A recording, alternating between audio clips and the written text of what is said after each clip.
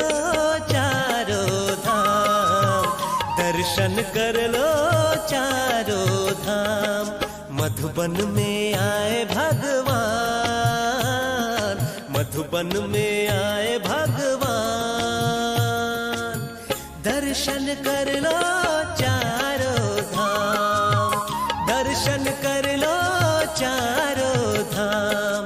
मधुबन है तीर्थ महान, मधुबन है तीर्थ महान, दर्शन कर लो चारों धाम, दर्शन कर लो चारों धाम, दर्शन कर लो चारों धाम, दर्शन कर लो चारों धाम, दर्शन कर लो चारों धाम, दर्शन कर लो चारों धाम, दर्शन कर लो चारों धाम। कोरेना उसको बोर्नवीटा बना के बाप दादा हाथ से खिलाता था।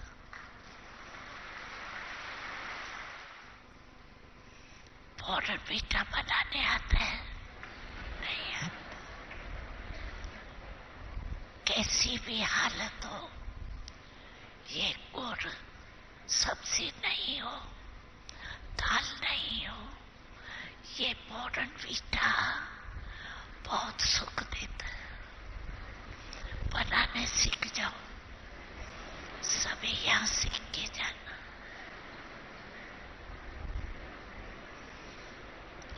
आईवेल में ये बोर्नवीटा बहुत काम में आएगा।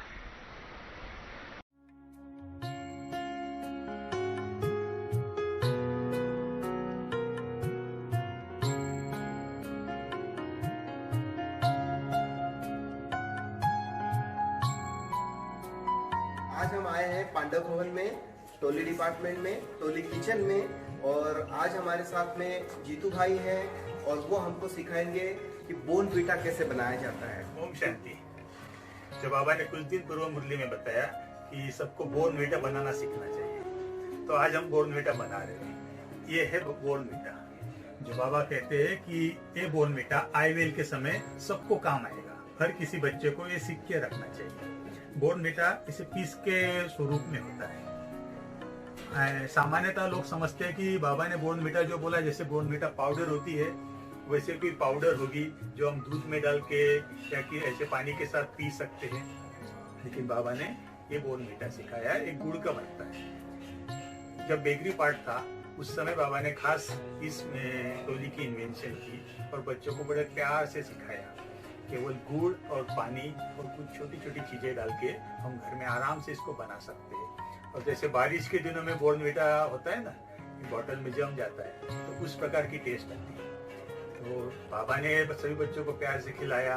फिर हमारी दादी प्रकाशमणि है, दादी प्रकाशमणि जी ने ये सिखाया हम बच्चों को कि कैसे बनाते हैं, और वो भी साल में 1 या 2 बार प्यार से सबको खिलाती थी। तो आज हम सीखेंगे कि बोर्नवीटा क्या है, ऐसी कौन सी टोली है जो बाबा इतनी महिमा करता है। इतनी इकोनॉमी वाली टोली है और एक नामी वाली टोली है। एक पीस खाओ और बाबा की आदमी खो जाओ। 2 किलो गुड़ में आधा किलो पानी डाला गया और अभी इसको पकाया जा रहा है। मैं जीतू भाई को कहूँगा एक बार फिर से सामग्री अच्छी तरह से बता दे, प्रमाण के साथ में कि कितना कहाँ कैसे पड़ेगा। एक बार बताइए जीतू भाई। गुड़ 2 किलो गुड़, उसमें आधा लीटर पानी। जब वो पक जाएगा, कढ़ाई में पक रहा है, इस तरह से गुड़ को कढ़ाई में पकाना है। पकाने के बाद फिर उसमें 2 चम्मच सोडा, 1 चम्मच लवंग पाउडर, 1 चम्मच इलायची पाउडर, 1 चम्मच सौंठ पाउडर और जरूरत के हिसाब से बारीक कटा हुआ ड्राई फ्रूट्स। ये सभी वस्तुओं का प्रमाण 2 किलो के गुड़ के हिसाब से बताया गया है। अभी गुड़ पक रहा है। पहले तो ये गुड़ कढ़ाई छोड़ने लग जाएगा और ये गुड़ पका कि नहीं पका इसको चेक करने का भी अपना ही एक तरीका है। एक थाली में पानी रख देते हैं, जैसे ये थाली आप देख रहे हैं इसके अंदर पानी रखा हुआ है और ये गुड़ की एक बूंद उसमें डाल के देखते हैं। अगर गुड़ उसमें गिरने के बाद फैल गया नीचे जाके तो नहीं पका, और उसके अंदर गिरने के बाद एक दाना जैसा बन गया, एक ही जगह कॉन्सेंट्रेट रह गया, तो मानो कि वो गुड़ पक गया। धीमी आंच में पकाया जा रहा है। अभी तो ये गुड़ और पानी पक रहा है, अभी तक इसमें और कोई भी सामग्री डाली नहीं है। अभी ये चेक कर रहे हैं, पक गया। हाँ, ये पक गया है अभी ये गुड़। अब इसको चूल्हे से हटा देंगे।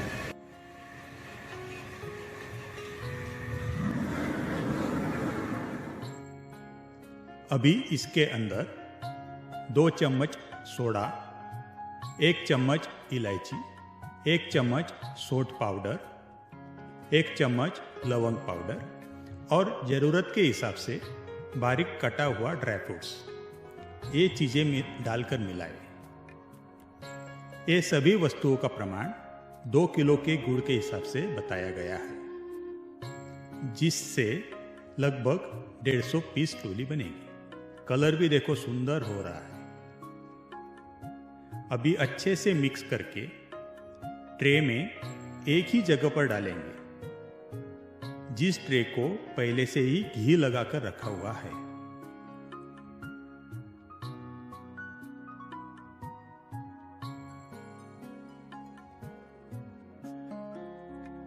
ट्रे को थोड़ा सा शेक करके फैला दें और ऊपर से डेकोरेशन के लिए बारीक कटा हुआ ड्राई फ्रूट्स डाल दें।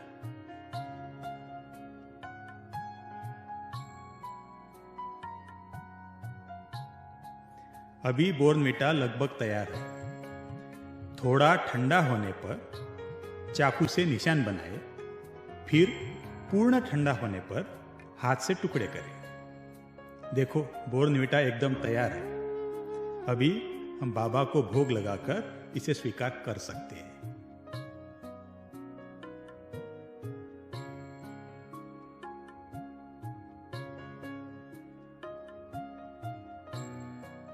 ओम शांति।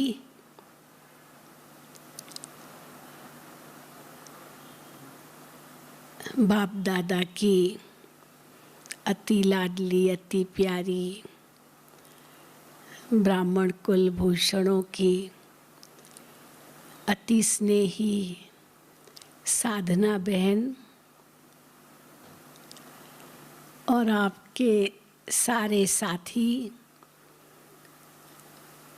सभी भाई बहनों को मधुबन तपोभूमि से, वरदान भूमि से बहुत बहुत याद स्वीकार हो। मुझे साधना बहन ने बहुत सुंदर विषय दिया है, अंतिम समय के लिए तीव्र पुरुषार्थ। हम तीव्र पुरुषार्थ पहले तो तब कर सकेंगे जब सचमुच हमें ये निश्चय हो जाएगा कि अभी अंतिम समय बहुत नज़दीक है। अब तक तो हम कभी कभी गफलत में रहते हैं, कभी थोड़े बहाने बनाते हैं, आनाकानी करते हैं, बाबा की श्रीमत का थोड़ा थोड़ा उल्लंघन भी करते हैं। हालांकि बाबा से बहुत प्यार है, बाबा की मुरली से भी प्यार है, ब्राह्मण परिवार से भी बहुत प्यार है, लेकिन जो बाबा की श्रीमत है उसको पूरा 100% पालन करना नहीं हो पाता है। अमृत वेला थोड़ा उठने में सुस्ती करते हैं, खान पान भी कुछ यहाँ वहाँ बदल जाता है। और जो बातें बाबा कहते हैं, संग दोष, अन्न दोष, ये सब दोषों से बचो, वो कभी कभी उसमें भी ढील हो जाती है। लेकिन अगर हम ये समझते हैं कि ये अंतिम समय है, तो हमारा पुरुषार्थ बहुत तीव्र हो जाएगा। हम अपने ऊपर बहुत ध्यान देंगे। जैसे एक विद्यार्थी होता है, सारा साल तो चलो घूमेगा फिरेगा, मस्ती करेगा, समय बर्बाद भी करेगा, क्योंकि सोचता है कि एग्ज़ाम्स तो बहुत दूर है, मैं पढ़ लूँगा, मेहनत कर लूँगा, अभी तो बहुत दिन पड़े हैं। लेकिन जैसे एग्ज़ाम्स के दिन नज़दीक आते हैं तो उसके अंदर चिंता बढ़ जाती है, अपना समय वेस्ट नहीं करता है। अगर उनके दोस्त बुलाने आएंगे, चलो थोड़ा पिक्चर चले, घूमने जाए, नहीं नहीं मुझे पढ़ना है, मुझे पढ़ना है, मेरा एग्ज़ाम है, तो ध्यान देगा। तो बाबा कहते हैं अभी समय को बहुत, समय बहुत समीप है, ये वक्त जा रहा है, करना है जो भी कर ले, ये वक्त जा रहा है और फिर ये वक्त हासिल फिर से नहीं होगा, ये वापस नहीं आएगा इस कल्प में। साकार मुरलियों में हम सुनते थे कि बाबा कहते थे कि बच्ची अभी टाइम पड़ा है, बच्ची अभी टाइम पड़ा है। तो हम थोड़े अलबेले भी थे, बाबा कहते अभी टाइम पड़ा है। लेकिन जैसे अव्यक्त मुरलियाँ हम सुनने लगे तो महसूस होने लगा, बाबा मुरलियों में कहते हैं आप लेट आए हो पर टू लेट नहीं आए हो, अभी भी आप गैलअप कर सकते हो, आप पुरुषार्थ कर सकते हो, आप आगे बढ़ सकते हो, फर्स्ट आ सकते हो। अभी तक किसी की भी सीट फिक्स हुई नहीं है, सिवाय ब्रह्मा बाबा मम्मा के, और किसी की भी सीट फिक्स नहीं हुई है। तो आप बहुत आगे जा सकते हो, last so fast so first आ सकते हो। तो ये भी बाबा मुरलियों में कहा करते थे। लेकिन एक मुरली में बाबा ये भी कहा, बाबा ने कहा कि अभी टू लेट का भी बोर्ड लग गया है। तो हम देख रहे हैं कि 33 वर्ष तो साकार पालना मिली, 36 से लेकर 69 तक, और उसमें भी कितने परिवर्तन आए। फिर 69 से लेकर के 2017-18 तक भी हमने देखा कि अव्यक्त बाप दादा की हमें पालना मिली, और उसमें भी कितने परिवर्तन आए। और अभी हम देख रहे हैं समय बहुत बदल चुका है, बहुत बदल रहा है। अभी जैसे अंत की घड़ियां नज़दीक आ रही है, माहौल दिन प्रतिदिन कैसे तमो प्रधान होता जा रहा है। चारों ओर अगर हम देखें, हर एक चीज़ में तमो प्रधानता आ गई है। प्रकृति के प्रकोप कितने बढ़ रहे हैं। देखो अभी दिल्ली का हम रोज़ सुनते हैं, कहाँ न कहाँ फिर से भूकंप के झटके आए। अभी तो हम ये भी सुन रहे हैं कि इतनी बड़ी दरार कहीं पैदा हुई है नज़दीक दिल्ली के आसपास, कि लोग ये भी सोचने लगे हैं कि ये सब बहुत बड़े भूकंप का भी एक इशारा है। क्या पता धरती के अंदर क्या हो रहा है, तो ये बड़ा भूकंप भी आ सकता है। तो एक और ये प्राकृतिक आपदाएं, और एक आपदा नहीं, प्रकृति में 5 तत्व हैं। क्या अगर पांचों ही तत्व एक साथ कहर मचा दे? अभी मुंबई में आपने देखा, बंगाल में देखा, अरब सागर, बे ऑफ बंगाल, इतने तूफान आया, कितना नुकसान हुआ। तो ये तो दो तत्वों ने काम किया, केवल हवा, वायु और जल, इन्होंने काम किया। अगर उसी समय भूकंप भी आ जाता होता, धरती काम करती होती, और उस समय आकाश से भी बिजली चमकती होती, या जो कुछ भी होना होता, आकाश, वायु, अग्नि भी जलती, आकाश, वायु, अग्नि, जल, पृथ्वी, अगर पांचों ही तत्व एक साथ कहर मचाते तो देखो और भी कितना नुकसान हो जाता होता। चलो अभी 2 तत्वों ने, 3 तत्वों ने एक साथ किया, बाकी 2 तत्व तो शांत थे, लेकिन पांचों ही तत्व एक साथ कहर मचाए तो एक और प्राकृतिक आपदाएं, दूसरी ओर बाबा कहते हैं शरीर के रोग। अभी एक तरफ वहाँ पर तूफान आया और वहाँ फिर कोरोना भी है, तो ये शरीर के रोग जो दिन प्रतिदिन बढ़ते ही जा रहे हैं, दवाइयाँ ही कम पड़ गई है ही नहीं, ऐसी नई बीमारियाँ आ रही है। ये सब कर्मों के हिसाब किताब भी तो चुकतू हो रहे हैं ना, 63 जन्मों के कर्मों के हिसाब किताब हैं, और इतने लोग मर रहे हैं, और कोई सभी एक साथ थोड़ी जन्म लेंगे, तो कितनी आत्माएं भटक रही होगी। तो ये भटकती आत्माओं का भी तो प्रकोप है। तो कहाँ शरीर के रोग, कहाँ ये भटकती आत्माओं का प्रकोप, कहाँ ये पांचों तत्व प्रकृति का प्रकोप, और कहाँ देखो संबंधों में कितना अनबन बढ़ रहा है, क्योंकि ये विकार चारों ओर बढ़ते ही जा रहे हैं। काम वासना, क्रोध, लोभ, मोह, अभिमान, ईर्ष्या, द्वेष, नफरत, वैर, दुश्मनी, हेरा फेरी, बेईमानी, चुगली, छीना झपटी, न जाने क्या क्या हो रहा है, जो पहले कभी सोचा भी नहीं था, और आज वो सब दृश्य सामने हैं। आए दिन टीवी में किस प्रकार के समाचार हम सुनते हैं, विनाश के ही समाचार, विनाश के ही समाचार। परिवारों में कितना तनाव है। तो आप सोच सकते हैं क्या ये घोर कलयुग नहीं है? अवश्य है, और बाबा के बच्चे तो इसको भली भांति समझ रहे हैं। तो हमारा पुरुषार्थ कैसा होना चाहिए?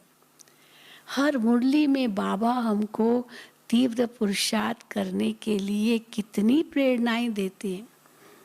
कल भी बाबा ने कहा, बच्चे अभी और संबंध मत बनाओ, जो है उनको तो निभाना है, ये तो हमारा कर्मों का हिसाब किताब है, उनको तो चुकतू करना है, पर और मत बनाओ, नया खाता मत बनाओ, क्योंकि अगर नया खाता बनेगा तो एक अगर कर्म पाप का हुआ तो उसकी सज़ा तो 100 गुना बनेगी, क्योंकि ब्राह्मण बन गए।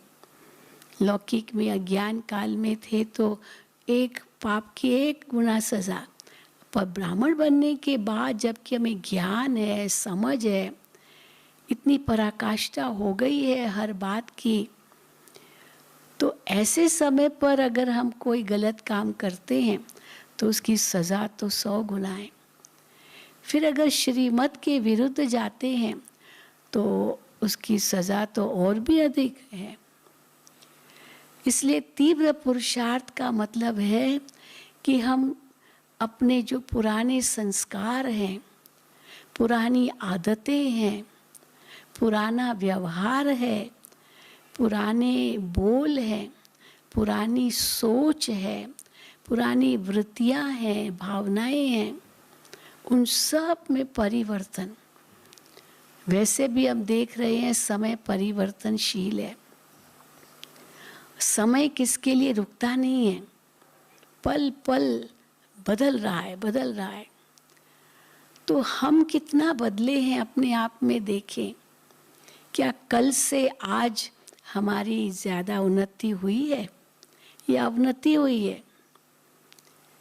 क्योंकि अगर अवनति हुई उन्नति की बजाय, तो फिर हम लक्ष्य तक कब पहुंचेंगे। और बाबा ने कितना ऊंचा लक्ष्य हमें दिया है। बाबा हमें कहते हैं पहले तो अपने आप को ब्राह्मण भी समझना, उसको भूलना नहीं, ये भी बहुत ज़रूरी है। ब्राह्मण का कर्तव्य क्या होता है? ब्राह्मण माना जिसके अंदर पवित्रता की शक्ति हो, ब्रह्मचर्य की शक्ति हो। ब्राह्मण माना जो इतना ज्ञान का श्रवण करता हो, ज्ञान दूसरों को बांटता हो, पढ़ता हो, पढ़ाता हो, यज्ञ करता हो, कराता हो, यानी खुद भी विकारों का स्वाहा करता हो, दूसरों को भी प्रेरणा देता हो। ये आपको स्वाहा करना है। तो एक और ब्राह्मणों के कर्तव्यों को हमें समझना होगा। अब तक तो शूद्रों के ही कर्म हमारे से चले, पर ब्राह्मण किसको कहेंगे? कल भी बाबा ने कहा बेहद की पवित्रता, सब कुछ बेहद।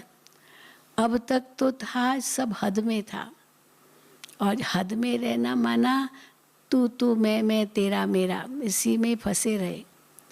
अभी बाबा कहते बेहद का वैराग्य चाहिए, वैराग्य और फिर सन्यास, बेहद का सन्यास। हम हद के वैरागी नहीं हैं। हद का वैराग्य किसको कहा जाता है? शमशानी वैराग्य को। किसी की मृत्यु हुई और हम उसके मृत शरीर को शमशान घाट ले जा रहे हैं, तो उस समय बहुत शमशानी वैराग आता है। बेचारा चला गया, हम भी एक दिन ऐसे ही चले जाएंगे, ये क्या लेके गया, हाथ खाली आए हैं, हाथ खाली जाना है, हम भी एक दिन ऐसे ही हाथ खाली चले जाएंगे। इतनी इनकी मकान, माड़ियाँ, महल, गाड़ियाँ और दुकान, न जाने क्या क्या इनके पास था, सब यहीं छूट गया। हमारा भी ऐसे ही सब छूट जाएगा, हम कुछ भी नहीं ले जाएंगे। तो जैसे हम जाते हैं शमशान घाट तक, तो ये बातें हमारे मन में चलती है। अब जब अंतिम संस्कार कर दिया, उसके बाद जब लौटते हैं तो सारे विचार बदल जाते हैं। कैसे बदल जाते? वापस संसार में आते हैं, फिर वही दिनचर्या होनी है। तो शमशान घाट जाते समय सोचते बेचारा क्या लेकर गया, और जब वापस आते हैं तो सोच कैसे बदल जाती है? चलो वो तो चला गया, अब उनकी अस्थियां ही बचेगी, वो भी गंगा में प्रवाहित कर देंगे। लेकिन क्या क्या छोड़ के गया, वो तो यही है ना। अब तो वो वापस नहीं आएगा, लेकिन जो छोड़ के गया उस पर मेरा भी तो हक लगता है, मेरा भी कुछ हक है। मैं भी तो उनका भतीजा हूँ, भांजा हूँ, बहनोई हूँ, या जो भी है। मैं उनकी बहन हूँ, मैं उनका भाई हूँ, मैं उनका फलाना हूँ, फलाना, तो मेरा भी तो कुछ हक लगता है, मुझे भी तो कुछ मिलना चाहिए। और फिर उसके लिए कोर्ट के केसेस आदि आदि न जाने कितनी बातें होती है। तो वो शमशानी वैराग्य कहाँ चला गया? बस शमशान घाट तक, उसके बाद सब भूल जाते हैं और हम इस संसार के चक्र में फिर फंस जाते हैं। लेकिन बाबा हम बच्चों को बेहद का वैराग्य सिखाते हैं। बेहद का वैराग्य अर्थात अंतर्मुखी बनो।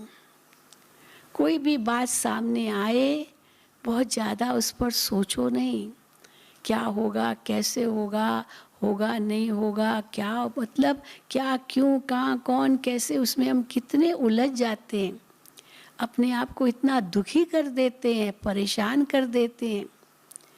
पर उस समय अगर हम ये सोचते हैं कि ये तो हमारे हिसाब किताब चुकतू हो रहे हैं, अभी अंतिम समय है, हिसाब किताब सबका चुकतू होना है, मेरा भी कोई हिसाब किताब था, चुकतू हो गया, अब ये जैसे समझा चुकतू हो गया, हम अपने आप को इतना हल्का कर लेंगे। बाबा कहते डबल लाइट बन जाओ, बस मैं निमित्त हूँ, ये बुद्धि में रखो, लाइट हूँ, निमित्त हूँ, ट्रस्टी हूँ, सब बाबा का है, मेरा तो कुछ है ही नहीं। और फिर भी कोई ऐसा बोझ है बाबा कहते हैं मुझे दे दो, यूज मी, बाबा कहते हैं वो बोझ मुझे दे दो, मैं अपने आप देख लूँगा। आप सिर्फ हिम्मत रख कर के आगे बढ़ो बस। जो बाबा की श्रीमत मिलती है उस श्रीमत प्रमाण चलो बस। और श्रीमत हमें मुरलियों में मिलती रहती है। हर मुरली में बाबा की कितनी सुंदर श्रीमत हम बच्चों को मिलती है। तो लक्ष्य तो बाबा ने हमें बहुत ऊंचा दिया है। तुम्हें संपन्न बनना है, संपूर्ण बनना है। फिर उसके बाद तुम्हें फरिश्ता बनना है। फिर उसके बाद घर जाना है। फिर उसके बाद नई दुनिया में आना है, देवता बनना है। तो ये कितना ऊंचा लक्ष्य है। आज एक छोटा मोटा लक्ष्य कोई रखता है, डॉक्टर बनना है, इंजीनियर बनना है, वकील बनना है, कितनी मेहनत करते हैं उसके लिए, ऐसे ही थोड़ी बन जाते हैं।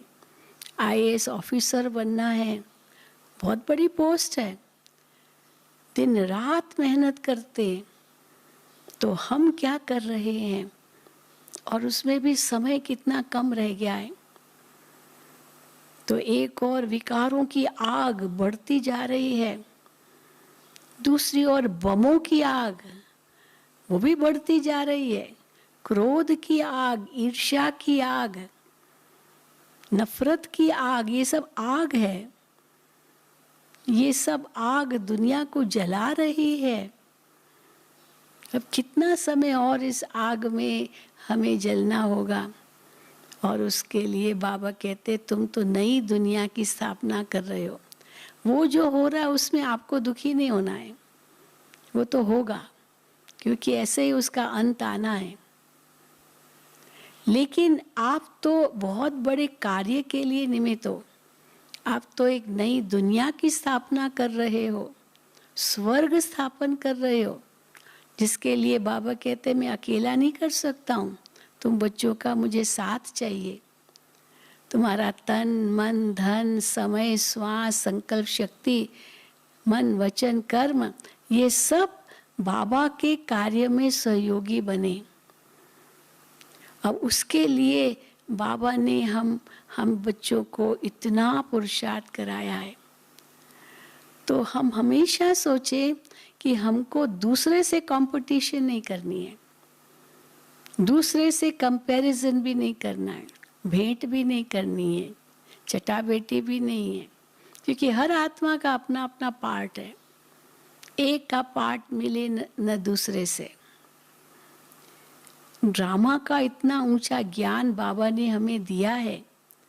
भले ड्रामा निश्चित है, बनी बनाई है, लेकिन फिर साथ में बन रही भी है। निश्चित है ड्रामा, सब कुछ वही होगा जो ड्रामा में है।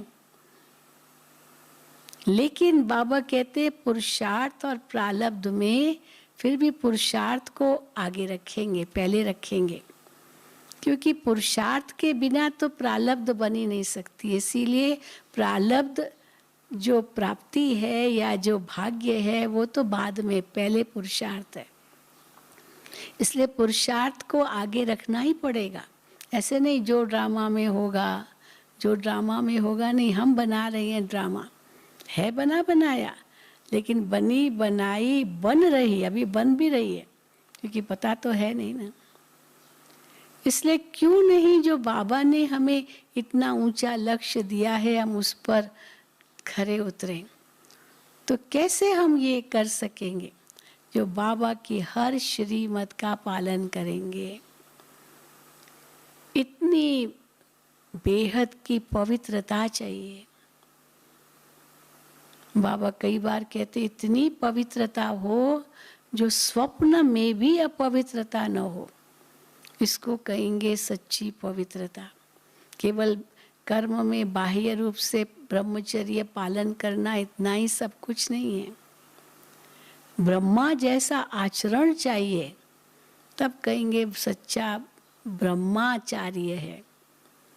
ब्रह्मा बाबा ने कैसे एक धक से सब कुछ मन से त्याग दिया, छोड़ा कुछ भी नहीं। धन जो था वो बाबा ने माताओं के सुपुर्द कर दिया, विल बना दी उनके नाम पर। ये भगवान के कार्य में सहयोग है। बाबा ने अपना मन शिव बाबा को दे दिया और तन सेवा में लगा दिया, तो तन मन धन समय श्वास संकल्प शक्ति सब शिव बाबा को जैसे अर्पित किया। भक्ति मार्ग में हम कहते भी थे ना, आप जब आएंगे तो बलिहार जाएंगे, बलिहार। तो ब्रह्मा बाबा 1 सेकंड में बलिहार गए। कितना मुरलियों में हम सुनते हैं, साक्षात्कार हुआ बाबा को विनाश का और एक नई सत्य की दुनिया का, अपने भविष्य का। फट से सोचा ये सब क्या करना है, बस एक बाबा दूसरा ना कोई, यही लक्ष्य रखा और अपने आप को कितना न्यारा प्यारा बना दिया, अपने पुरुषार्थ में तल्लीन हो गए। फिर भी बाबा कहते जो बीज बोया उससे आज वट वृक्ष देखो, इस ईश्वरीय विश्वविद्यालय का कितना विशाल रूप बन गया है। पर शुरुआत तो ब्रह्मा बाबा ने की अपने धन संपत्ति से, अपने ही त्याग तपस्या से। तो जो बाबा ने किया, हम कितना परसेंटेज में वो कर पा रहे हैं। बाबा तो कितना जल्दी संपूर्ण बन गए। तो और पवित्रता उनमें बेहद की थी, 1 सेकंड में न्यारे हो गए। ये ब्रह्मा बाबा की कोई ऐसे नहीं कि शिव बाबा की उनको मदद थी, वो अपने पुरुषार्थ से आगे बढ़े। भले बाबा कई बार कहते ये शिव बाबा का रथ है, बाबा उनको थोड़ी मदद करेगा, वो बात ठीक है, लेकिन पुरुषार्थ तो बाबा ने कोई कम नहीं किया। तो हमारा कितना पुरुषार्थ है, हमें बाप समान बनना है। बाबा के आगे कितनी परीक्षाएं आई, हम इन परीक्षाओं में इतना जल्दी घबरा जाते हैं, डर जाते हैं। बाबा कहते डर तो बिल्कुल नहीं होना चाहिए। कोई क्या करेगा, सबसे बड़ा डर तो मृत्यु का होता है। अगर कोई शरीर भी मेरा ले लेगा या मार भी डालेगा, मैं तो अविनाशी आत्मा हूँ। इतने हद तक बाबा कहते हैं शरीर भी छूट जाए पर आपकी खुशी न जाए। ये खजाना भगवान ने हम बच्चों को दिया है। तो धीरे धीरे ये बेहद का वैराग्य बहुत जरूरी है। जो बाबा ने कहा कोई नए संबंध नहीं बनाओ अभी, क्योंकि अगर नया संबंध बनेगा तो फिर उनकी याद तो आएगी, क्यों नहीं आएगी। अब बच्चा पैदा हुआ तो माँ बाप कितना उस बच्चे में मोह रख देते हैं, कितना उनकी याद आती है। तो नया संबंध बना भी, माँ बाप जब तक नहीं थे, बच्चा नहीं था, कोई ये नया संबंध नहीं था। पर जैसे बच्चा हुआ, नया संबंध बना, माँ बाप के लिए भी तो बच्चे के लिए भी संबंध नया बना ना। तो इसलिए बाबा कहते हैं ये नए संबंध मत बनाओ, क्योंकि फिर उनको भूलना पड़ेगा। इसलिए जो है उनको निभाओ जरूर, प्यार प्रेम से निभाओ, छोड़ना भी नहीं है। इसलिए बाबा देखो छोड़ने के लिए भी मना करते हैं। तुम्हारा कोई वो सन्यास नहीं है, तुम्हारा हद का सन्यास नहीं है। वो हद के सन्यासी छोड़ करके चले जाते हैं। बाबा कहते हैं वो भी नहीं करना है, छोड़ना कुछ भी नहीं है, लेकिन फंसना भी कहीं नहीं है। बस ये जरूर बाबा हमें कहते हैं। और नया भी कुछ नहीं बनाना है, जो है उसको निभाते भी रहना है। और बेहद का वैराग्य चाहिए। वैराग्य का मतलब है राग रहित रहना, नॉन अटैचमेंट। तो इसलिए वो नॉन अटैचमेंट बहुत ज़रूरी है, नहीं तो वो ही याद आएगा। तो बाबा कहते हैं अंत के समय के लिए आपको और कोई याद नहीं आना चाहिए सिवाय एक बाबा के, बस। इसलिए बाबा कहते हैं सब संबंध मेरे से जोड़ो। ये मामा चाचा काका जो भी हैं, ये सब बाबा ने जैसे अर्जुन को कहा, भगवान ये सब मरे पड़े ये जानो, एक दिन तो उनकी मौत निश्चित है ही है, लेकिन इनको मरा हुआ जानो। मरा हुआ जानो माना मोह हटाओ, ये मेरा मेरा हटाओ। और बाबा कितना सुंदर कहते हैं कि मेरे की जगह तेरा कर दो। जैसे गुरु नानक के लिए कहते हैं ना, वो गिनती कर रहा था तो 12 के बाद जैसे तेरा आया बस वहीं रुक गया। तेरा तेरा तेरा तेरा तेरा हो गया मैं तेरा। तो जहाँ मेरा आए वहाँ को बाबा ये तेरा, जहाँ मैं आए वहाँ को हाँ मैं आत्मा। दादी जानकी को देखो कितना नशा था, अंत में उसी नशे में ही हाँ बाबा के पास कैसे पहुंच गई। मैं कौन, मेरा कौन, कुछ और याद नहीं था। नहीं तो इतना बड़ा पद एडमिनिस्ट्रेटिव हेड दादी थी, लेकिन अंत में बिल्कुल ऐसी न्यारी हो गई जो बात मत पूछो। बड़ी दादी भी ऐसे ही, बाबा भी ऐसे ही, मम्मा भी ऐसे ही। लेकिन ऐसे नहीं कि कोई डरना है, लेकिन कैसे बेहद का वैराग्य चाहिए, सब बाबा का है। न कोई चिंता है, न कोई डर है, न कोई किसी भी प्रकार का कोई प्रश्न है, न कुछ आश्चर्य है, जरूरत ही नहीं है। और जब कोई ऐसी समस्या आती भी है तो बाबा कहते ऊपर चले जाओ। एक पंछी देखा है कैसे उड़ जाता है, अब डाली पर बैठा है, बड़ा मज़ा ले रहा है, डाली को हिला रहा है, आनंद ले रहा है, और अचानक डाली उसकी टूट गई तो वो गिरेगा नहीं, क्योंकि उसको पंख है, वो उड़ जाएगा। उसका डाली के साथ मोह थोड़ी है।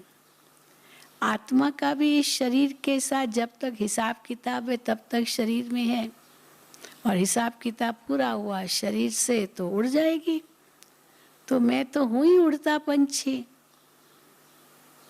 अब उड़ता पंछी हूँ तो किसी डाल से क्या मोह रखना, वो तो सब इस कलयुगी दुनिया की है।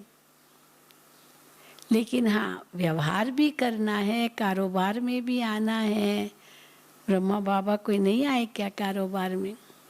सब दादियाँ हमारी कोई कारोबार में नहीं आई क्या है? ऐसी तो कोई बात ही नहीं थी। बाबा तो और ही कहते थे, वहाँ मुरलियों में आता है कि बच्चे तुम बच्चों को तो कोई ऐसा झंझट नहीं, बाबा के सिर पर तो कितने मामले हैं। जिसके सिर पर इतने मामले उसको नींद कैसे आई? तुम लोगों के पर तो कुछ भी नहीं है, चलो 2-4 बच्चे हैं और कितने होंगे, चलो 2-4 दुकान है, 2-4 घर है या जो भी है। और बाबा के तो कितने सेवा केंद्र थे, कितने बाबा के बच्चे थे, कितनी बातें बाबा को सुनाई पड़ती थी। बाबा पढ़ते थे पत्र, उनके प्रॉब्लम्स, उनके क्या क्या प्रश्न, लेकिन बाबा सुन करके ऐसे नहीं कि कोई इग्नोर करते थे, बाबा सबका जवाब भी देते थे, लेकिन फिर न्यारे प्यारे हो जाते थे। दादी जी को भी हमने देखा कैसे न्यारी प्यारी हो जाती थी। हाँ, और इतनी अच्छी उनको नींद आ जाती थी। कई बार हम दादी के पास रात को जाते थे, हम बहनें, दादी मुरली पढ़ती होती थी, हम जा कर के दादी का सुनते थे, दादी मुरली पढ़ती थी, फिर हम लोगों को दे देती थी, कहती थी अभी आप लोग पढ़ो। तो कोई ना कोई पढ़ते थे और दादी सुनते सुनते सुनते एकदम कब नींद आ गई पता भी नहीं चलता था, 1 सेकेंड में।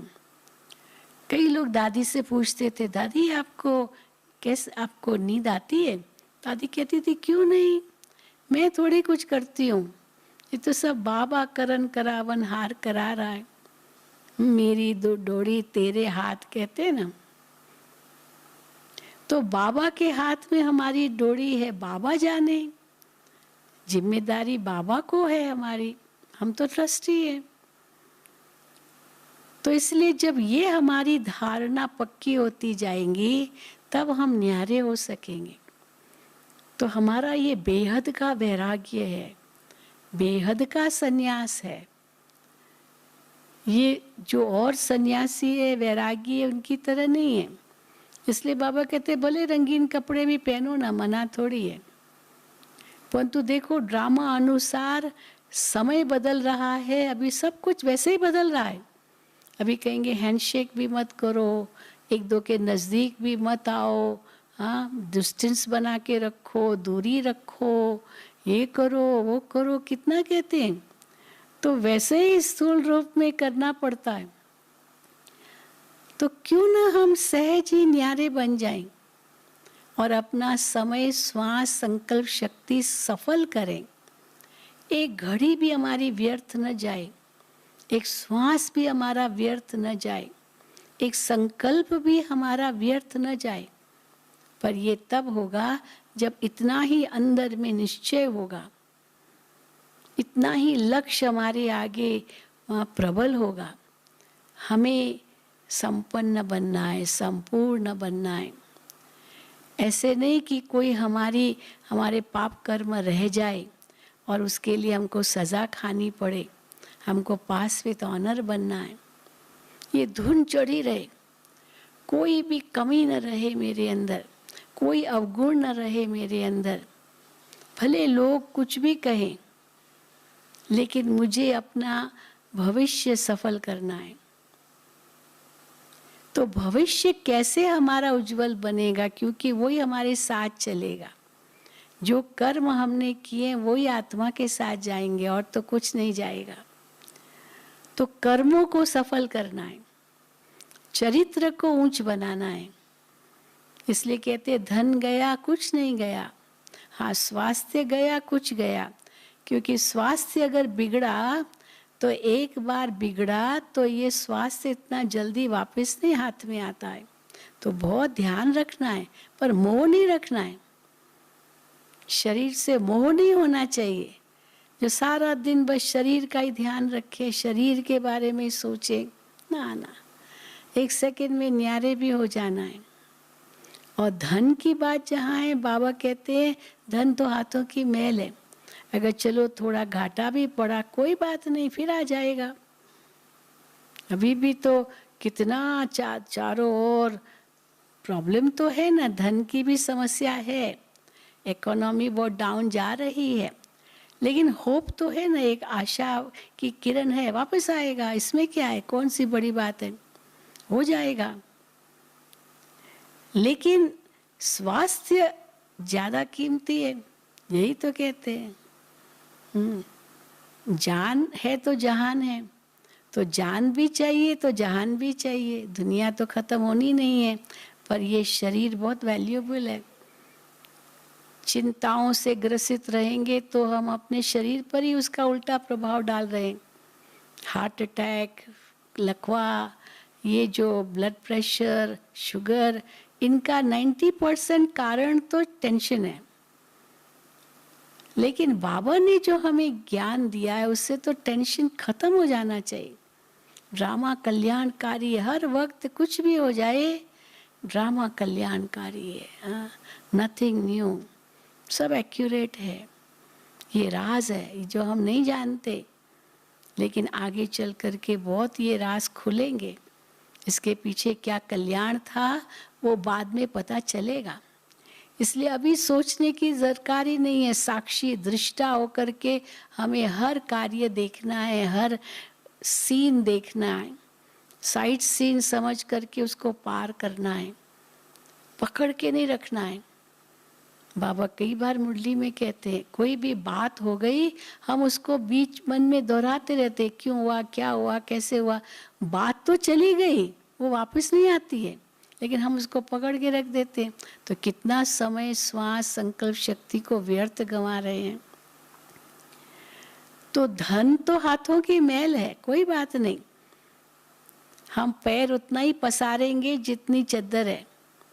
अगर चलो धन की कमी भी हो गई, इकोनॉमी डाउन है, चलो कुछ नहीं, दाल रोटी तो खाएंगे, बाबा कहते हैं वो तो मिल ही जाएगी। घर में रहती है, दाल भी रहती है, आटा भी रहता है, गेहूं भी है, चावल भी है, वो तो स्टॉक तो रखते ही हैं, चलो वही खाना है, सब्जी ना भी मिले। अंत में भी बाबा कहते हैं अगर चलो कुछ भी नहीं मिलेगा तो बाबा को याद करो, बाबा वतन में आपको आपका पेट भर लेगा, भर लेगा पेट। बस बाबा की याद से एकदम भरपूर हो जाएंगे, ये भी अनुभव है। तो तो धन से कीमती हमारा स्वास्थ्य है, उस पर ध्यान देना है, लेकिन मोह के वश नहीं होना है, फंसना नहीं है। और बाबा कहते हैं उससे भी अगर श्रेष्ठ है तो वो है हमारा चरित्र। दाग नहीं लगना चाहिए आत्मा पर। धन हाथों की मैल वापस आएगा। स्वास्थ्य जो है, चलो एक बार ऑपरेशन हुआ, कुछ हुआ, दाग लग गया शरीर को, कोई बात नहीं, वो मिट जाएगा। या शरीर भी छूट गया तो दूसरा शरीर जो मिलेगा उस पर तो दाग नहीं होगा ना। पर चरित्र गया, कोई विकार के वश हुए, कोई अवगुण धारण हुआ, कोई ऐसी बुरी आदतें आ गई, किसी को दुख दिया, किसकी बद्दुआ ली, कोई ऐसे पाप कर्म किए, तो बाबा कहते वो आत्मा पर दाग लगेगा। और आत्मा पर दाग लगा तो वो तो नहीं मिटेगा। हाँ, इतना ही फिर योग करो, इतना योग करो। बाबा कई बार कहते अपने आप को सजा दो। अपने आप को सजा दो माना इतना योग हो बस, और सब तरफ से बुद्धि हटाओ, तो वो योग बल से पाप खत्म होंगे।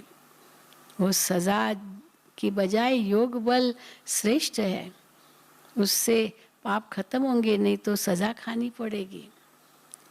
तो इसीलिए बाबा कहते उस पर मेहनत करो, अंदर ही अंदर बाबा से प्रतिज्ञा करो, संकल्प करो, बाबा ये भूल फिर कभी नहीं होगी। मम्मा का मिसाल बाबा देते हैं, हम लोग देते हैं। मम्मा से किसी ने पूछा, मम्मा हम तीव्र पुरुषार्थ कैसे करें? तो मम्मा ने बहुत सुंदर बात कही, हर वक्त सोचो ये मेरी अंतिम घड़ी है। हर वक्त यही सोचो मेरी अंतिम घड़ी है। हाँ, नहीं तो कल करेंगे, परसों करेंगे। बाबा कहते कल का नाम तो काल है। कल कभी नहीं आता है, काल आ जाता है, पर कल कभी नहीं आता है। इसलिए जो कल करना सो आज कर, आज करना सो अभी, पल में प्रलय होगी फिर करोगे कभी। तो मुझे बाप समान बनना है, संपूर्ण बनना है, फिर मुझे फरिश्ता भी बनना है, तो उसका भी अभ्यास अभी चाहिए। कैसे देह से न्यारे हो जाओ। ये शरीर है लेकिन एक लाइट का शरीर है। इस लाइट के शरीर से मैं अंतर्वाहक शरीर धारण करके सारे विश्व को सकाश दे रही हूँ। ये है हद से बेहद में जाना। सृष्टि के ग्लोब पर बैठ करके मैं पूरी धरती को देख रही हूँ, जहाँ कोई हदें नहीं है। ये हदें तो मनुष्यों ने बनाए हैं। वो एस्ट्रोनॉट्स जब स्पेस में गए थे तो उनसे जब वापस आए तो पूछा गया, आपने धरती को किस रूप में देखा? तो यही बताया, एक ही धरती थी, कोई हदें थी नहीं। अमेरिका का, जापान का, हांगकांग का, इंडिया का, सब एक जैसे, सब एक ही एक, कोई पार्टीशंस नहीं, कुछ नहीं। पर देखो धरती पर हम लोग कितना पार्टीशन बना के बैठे हैं। इसलिए बाबा कहते उपराम हो जाओ, ऊपर चले जाओ, फरिश्ता बन करके सबको सकाश दो, सारी दुनिया को शक्ति दो। अब ये आवश्यकता है, उसके लिए सबको पैगाम दो। अब घर चलना है, नई दुनिया बनानी है। पूछते ना लोग, आप लोग क्या सेवा करते हो? तो यही हम कहते हैं, नई दुनिया की स्थापना का कार्य भगवान हमसे करा रहा है। हमको ये भी दुख नहीं है, हाय क्या होगा, डर है, कुछ नहीं। हम जानते हैं ये कुछ हो रहा है, इसमें इसके पीछे क्या राज है। इसके पीछे राज है कि नई दुनिया आनी है, ये कलयुग खत्म होना है, सतयुग आना है। उस सतयुग के लिए अब तैयारी कर रहे हैं। नए मकान के लिए तैयारी करनी होती है ना।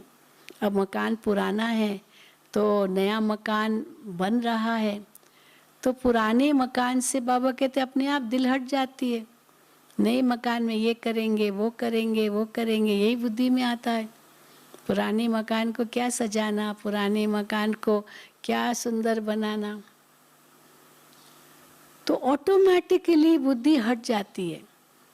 और बाबा कहते हैं वो नई दुनिया, वो घर तुम्हारी आंखों के सामने होना चाहिए।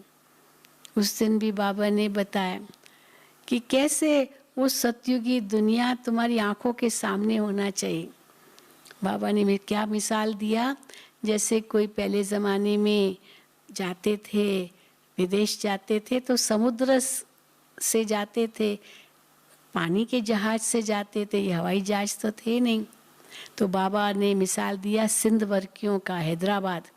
हैदराबाद सिंध में जो रहते थे बिजनेसमैन होते थे, उनकी सारी दुनिया में बिजनेस होती थी, परंतु वो चारों तरफ बिजनेस के लिए जाते थे, फिर वापस जब आते थे हैदराबाद सिंध तो बाय शिप ही आते थे। तो हैदराबाद में बड़ी बड़ी चिमनियाँ होती थी, बहुत बड़ी बड़ी चिमनियाँ, क्योंकि जब खाना पकाते थे तो लकड़ी पर पकाते थे, तो वो चिमनी के नीचे वहीं खाना पकाते थे, तो धुआं जो था वो बहुत ऊंचा वो चिमनियों से ऊपर उड़ता था। अब आज की तरह नहीं कि गैस हो ये है वो सब नहीं था, लेकिन वो चिमनियाँ थी। तो जब वो जहाज से आते थे, पानी के जहाज से, तो दूर से ही वो चिमनियाँ दिखाई देती थी और पता चलता था बस अभी हम पहुँचे कि पहुँचे, कराची पहुँचे कि पहुँचे, क्योंकि वहाँ से हैदराबाद तो 3 घंटा ही था। तो इसीलिए घर पहुँच रहे हैं ये उनकी बुद्धि में था। और जैसे ही वो नज़ारा दिखाई देता था एकदम खुशी के मारे वो प्रफुल्लित हो जाते थे। नहीं तो इतने एक एक महीना जहाज में रहते थे, पानी के जहाज में, तो बहुत सीसिक हो जाते थे। एक एक महीना समझो पानी में रहो, पानी पानी और कुछ भी नहीं, तो उल्टियाँ होती थी, डायरिया हो जाता था, बीमार हो जाते थे, सी सिकनेस। तो और जब देखते थे अरे ये चिमनी आ गई, बस कितनी खुशी हो जाती थी। तो बाबा कहते तुम्हारी ये 2 आँखें हैं, एक आँख में रखो मुक्ति, दूसरी आँख में रखो जीवन मुक्ति। कल भी बाबा ने कहा तुम लाइट हाउस हो, तुमको सबको रास्ता दिखाना है, पर खुद लाइट होंगे तभी तो रास्ता दिखाएंगे। और किसका रास्ता दिखाना है? घर जाने का रास्ता दिखाना है, नई दुनिया का रास्ता दिखाना है।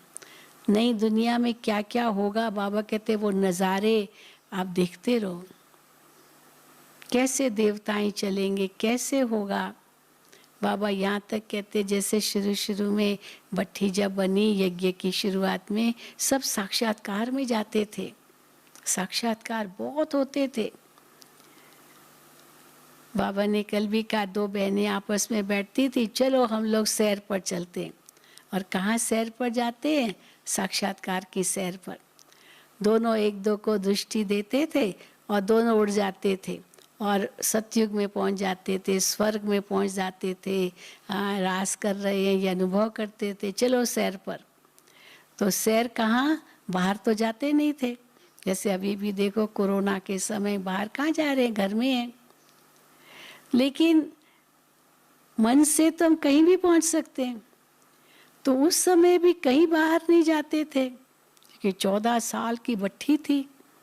अभी तो 14 दिन भी होते तो सोचते कभी बाहर जाए बाहर जाए बाहर जाए, लेकिन इतना बाबा ने उनको बिजी कर दिया था, आनंद ही आनंद की स्थिति थी और एकदम ध्यान में चले जाते थे। फिर जो ध्यान में देखते थे, स्वर्ग के दृश्य देखते थे या राजाई देखते थे, फिर बाबा उनको कहते थे कि यहाँ उसका नाटक करो, ड्रामा करो। कल भी बाबा ने कहा कि अपना वो फोटो रखो, तो उस समय उन्होंने फोटोज बनाए थे, राजाई का फोटो। स्वर्ग में हम कैसे होंगे, ताज कैसा होगा, वस्त्र कैसे होंगे, और ये जो गहने होंगे वो कैसे होंगे, कैसे महल होंगे। बाबा कहते वो नज़ारे तुमको दिखाई देने चाहिए। तो बाबा ने उनको कहा था, क्योंकि वो सज धज कर बैठते थे, स्वर्ग का नज़ारा दिखाते थे, तो बाबा कहते थे अब इसका फ़ोटो निकालो और ये फ़ोटो अपने साथ रखो, ब्राह्मण रूप और फिर देवता रूप। तो दोनों का अंतर पता चलेगा। हम ये बन रहे हैं तो बुद्धि उसी में जाएगी। हम देवता बन रहे हैं। देवताओं की चलन कैसे होती है, देवताओं का आहार विहार कैसा होता है, व्यवहार कैसा होता है, वो हमको यहाँ ही प्रदर्शित करना है। तो तीव्र पुरुषार्थ हमारा बहुत चाहिए।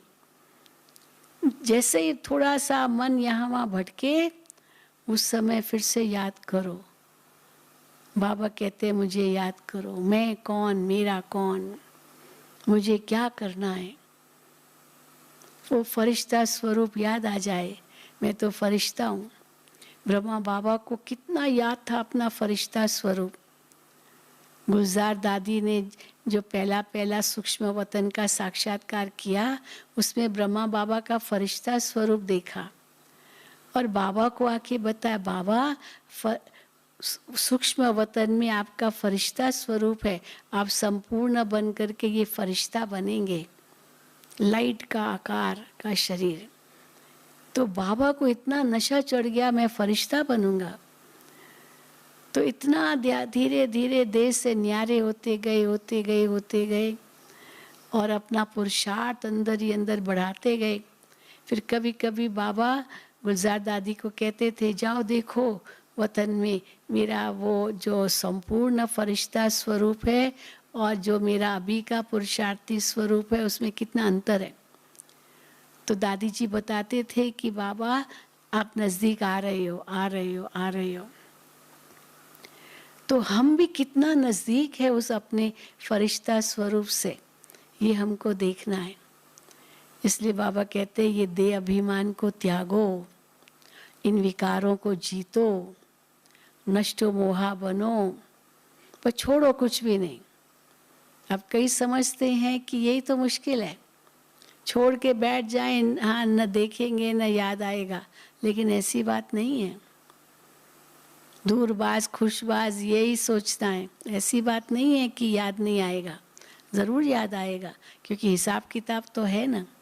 कई सन्यासी छोड़ के जाते हैं फिर वापस आते हैं, क्योंकि मोह तो हटका हुआ है, बुद्धि तो हटी नहीं है, और हिसाब किताब है तो कैसे छोड़ेंगे। तो इसलिए बाबा कहते हैं छोड़ना कुछ नहीं है। लेकिन बाबा ये भी कहते हैं ये बेहद का सन्यास माना जो है उसको सफल करो, तन को भी सफल करो, मन को भी सफल करो, धन को भी सफल करो, क्योंकि अंत में कुछ भी याद नहीं आना चाहिए। अगर सफल नहीं किया तो याद आएगा, हाय मेरा इतना धन वहाँ पड़ा, ये मेरी ज़मीन है, मेरा मकान है। सफल करो माना उसको यूज़ करो। अगर आपके यूज़ में नहीं है तो बाबा कहते सेवा करो। बाबा कई बार मुरली में कहते हैं कि हाँ, बच्चे कहते बाबा हमारे पास बहुत धन है, बाबा हम कैसे सफल करें। बाबा कहेंगे सेंटर खोलो, गीता पाठशाला खोलो, ये खोलो। हाँ तो ये करो भले बच्चे, मना नहीं है, सफल करो, नहीं तो अंत में बहुत याद आएगा। और अंत में याद आया तो पास विद ऑनर कैसे बनेंगे। अंत में तो बाबा के सिवा और कुछ याद नहीं आना चाहिए। तो अंत में हमारा बाबा के सिवाय कोई की याद न हो, इसके लिए बहुत काल का अभ्यास चाहिए। क्योंकि जब बहुत काल का अभ्यास होगा तब वो अंत घड़ी कभी भी आएगी, हम तैयार होंगे। जिसको बाबा कहते हैं एवर रेडी। हाँ, जैसे हमको जाना है, भले 1 घंटा पड़ा है, लेकिन हम तैयारी करके ऐसे बैठे, जब बुलावा आएगा हम तैयार हैं। पहले से तैयार हो गए तो बहुत काल का अभ्यास होगा, तभी तो एवर रेडी बन सकेंगे ना। जब भी बुलावा आया चल पड़े। अभी भी कल मुझे कोई कह रहा था अमेरिका में वो ब्राह्मणों को ये कहा गया है कि आप एक ऐसी बैगेज तैयार करो, क्योंकि वहाँ बहुत दंगे हो रहे हैं, गोरे कालों का दंगे बहुत ज़बरदस्त हो रहे हैं अमेरिका के अंदर। कहीं भी आग जला देंगे, आग लगा देंगे, क्या क्या कर रहे हैं, बहुत बुरा हाल है इस समय।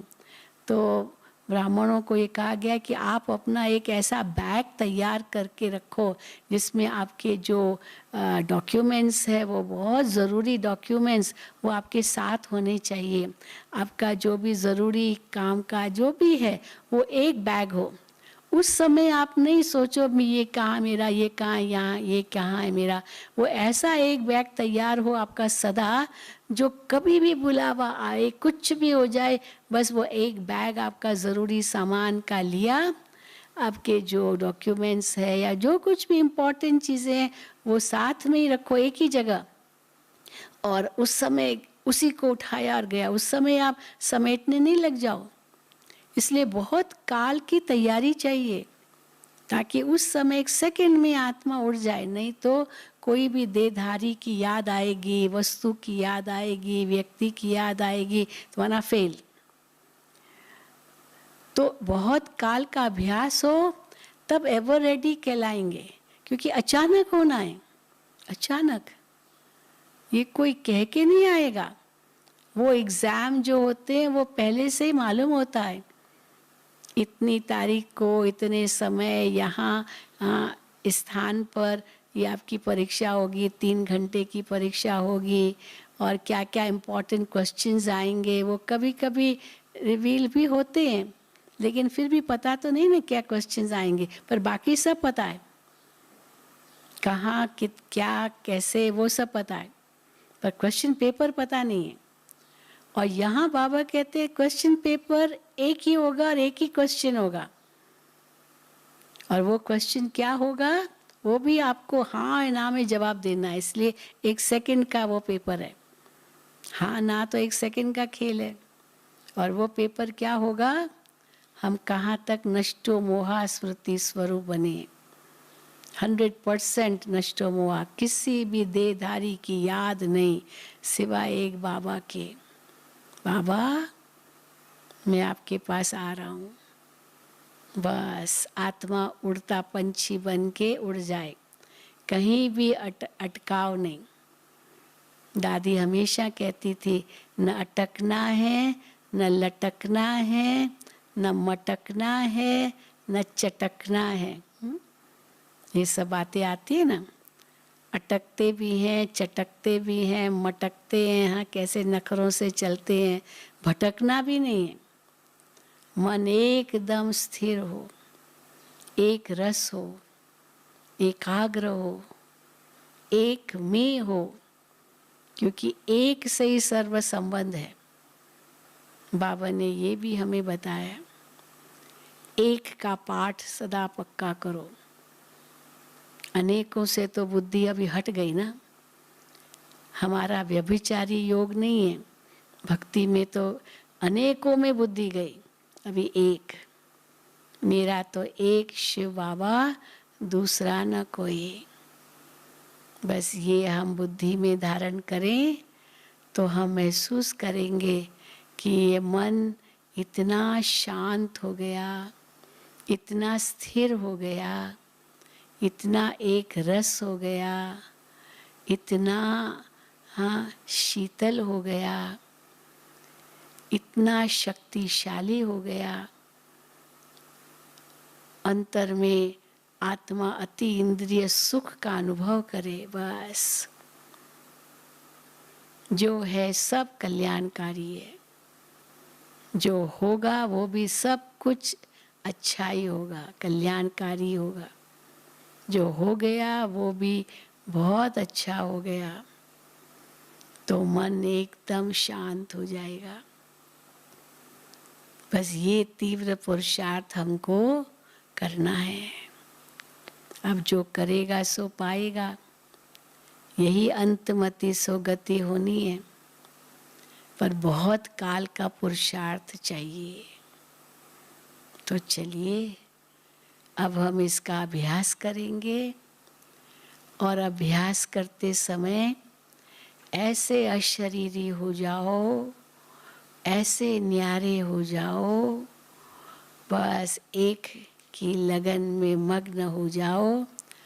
वो बिंदु में सिंधु को देखो, सर्व गुणों का सागर, वो सिंधु एक बिंदु में, जिसके साथ मुझ आत्मा के सर्व संबंध है। उसी आनंद के सागर में खो जाओ, प्रेम के सागर में विलीन हो जाओ, शांति के सागर में समा जाओ। तो जितना ही हम न्यारा बनेंगे उतना ही बाबा का भी अति प्यारा बनेंगे। जैसे बाबा कितना न्यारा और कितना प्यारा है, हम भी बाबा के इतने प्यारे बन जाएंगे। मन से छोड़ो तो छूटो और बाबा को सब कुछ समर्पित कर दो, स्वाहा कर दो, बुद्धि से किनारा कर दो, नष्टो मोहा हो जाओ। सब बोझ बाबा को दे दो, छोड़ो कुछ नहीं, फंसो कहीं नहीं।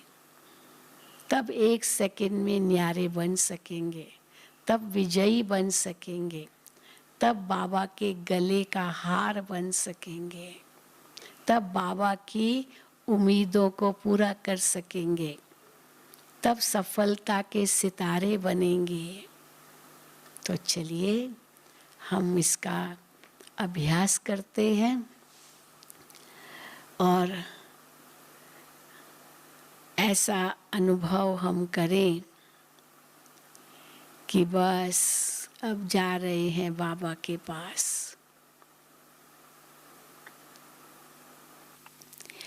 तो अभी हम सभी बाबा की याद में बैठेंगे।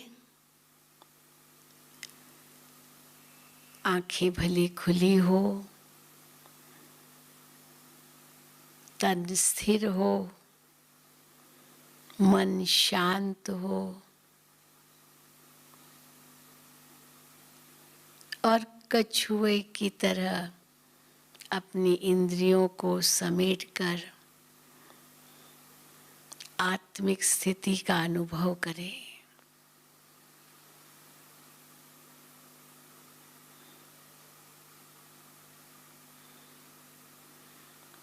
प्रकृति के बीच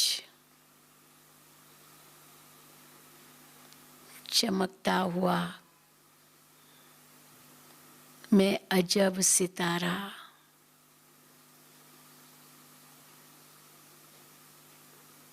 अजर अमर अविनाशी आत्मा हूँ।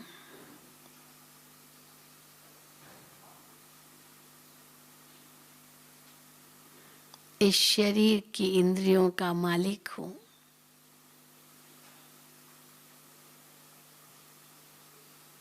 मेरी सारी इंद्रियां मेरे वश में है।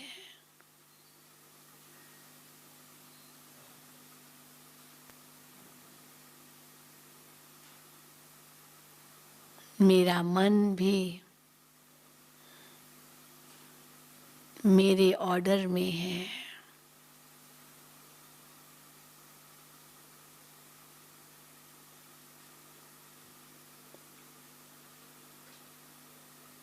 मैं जो चाहूं वो ही सोच सकता हूं।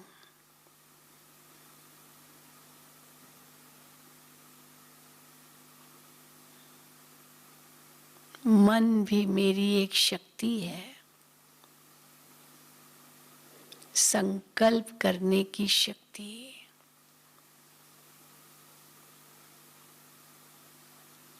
अब मुझे केवल श्रेष्ठ संकल्प ही करने हैं।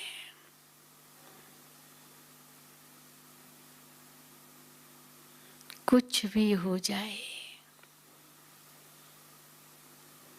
मैं तो एक श्रेष्ठ आत्मा हूँ, महान आत्मा हूँ, होवनहार देव आत्मा हूँ।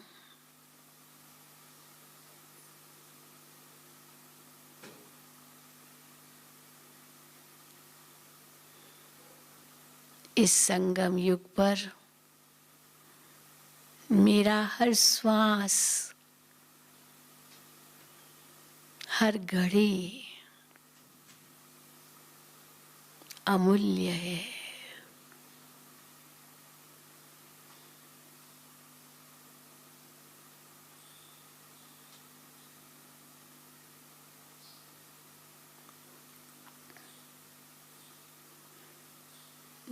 मन अब शांत है।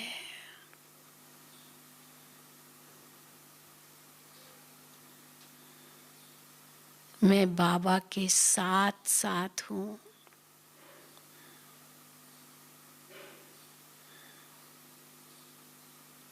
उनके संग का अनुभव कर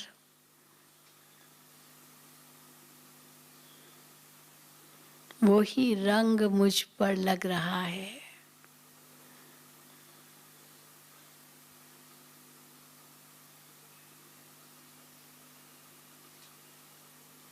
मेरे मन के सब प्रश्न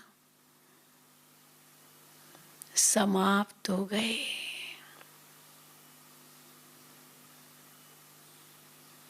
ये ड्रामा कितना कल्याणकारी है।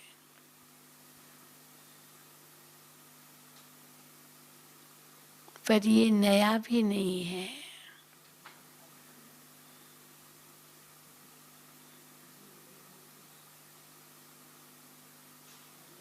हर दृश्य कुछ न कुछ शिक्षा दे रहा है। हर व्यक्ति से कुछ न कुछ प्रेरणा मिल रही है।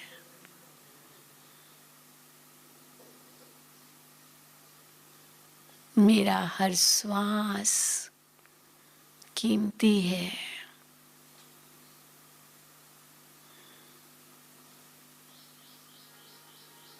हमें इसे सफल करना है।